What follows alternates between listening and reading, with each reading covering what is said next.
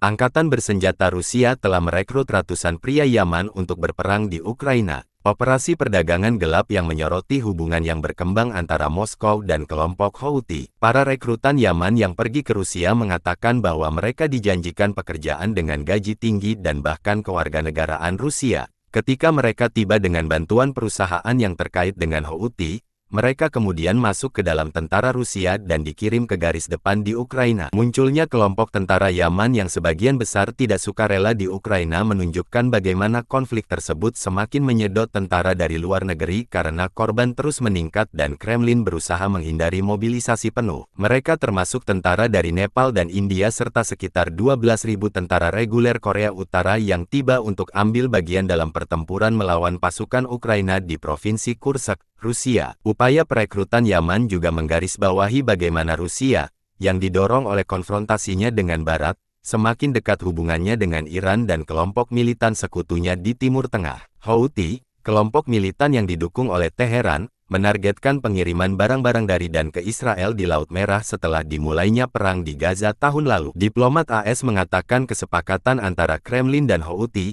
yang tidak terbayangkan sebelum perang di Ukraina, merupakan tanda seberapa jauh Rusia bersedia memperluas konflik itu ke wilayah baru termasuk Timur Tengah. Utusan khusus AS untuk Yaman Tim Lenderking mengonfirmasi Rusia secara aktif tengah menjalin kontak dengan Houthi dan membahas transfer senjata, meski ia menolak memberikan keterangan lebih spesifik. Maged Al-Madaji, Kepala Pusat Studi Strategis Sana'a, sebuah lembaga pemikir yang berfokus pada Yaman, mengatakan Rusia juga menaruh minat pada kelompok manapun di Laut Merah, atau di Timur Tengah, yang memusuhi AS. Ia mengatakan bahwa tentara tersebut diorganisasi oleh Houthi sebagai bagian dari upaya membangun hubungan dengan Rusia. Seorang juru bicara Ansar Allah, nama resmi gerakan Houthi, tidak menanggapi permintaan komentar. Mohammed Al-Bukaiti, anggota Politbiro Ansar Allah, mengatakan kepada situs berita Rusia Meduza awal bulan ini bahwa mereka berhubungan terus-menerus dengan pimpinan Rusia untuk mengembangkan hubungan ini di semua bidang,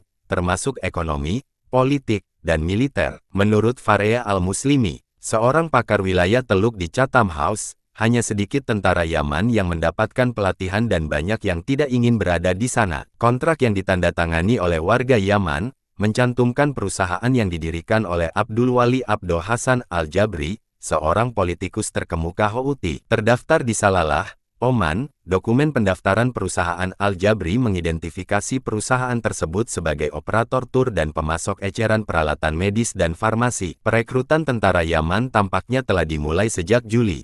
Satu kontrak pendaftaran bertanggal 3 Juli dan ditandatangani oleh Kepala Pusat Seleksi Tentara Kontrak di kota Nizhny Novgorod. Salah satu rekrutan bernama Nabil, yang bertukar pesan teks, memperkirakan bahwa ia adalah bagian dari kelompok sekitar 200 warga Yaman yang wajib militer ke dalam tentara Rusia pada bulan September setelah tiba di Moskow. Meskipun beberapa di antara mereka adalah pejuang berpengalaman, banyak yang tidak memiliki pelatihan militer. Nabil yang meminta agar nama aslinya tidak disebutkan, mengatakan bahwa ia tergiur dengan janji-janji pekerjaan yang menguntungkan di bidang-bidang seperti keamanan dan teknik, dengan harapan bisa mendapatkan penghasilan yang cukup untuk menyelesaikan studinya.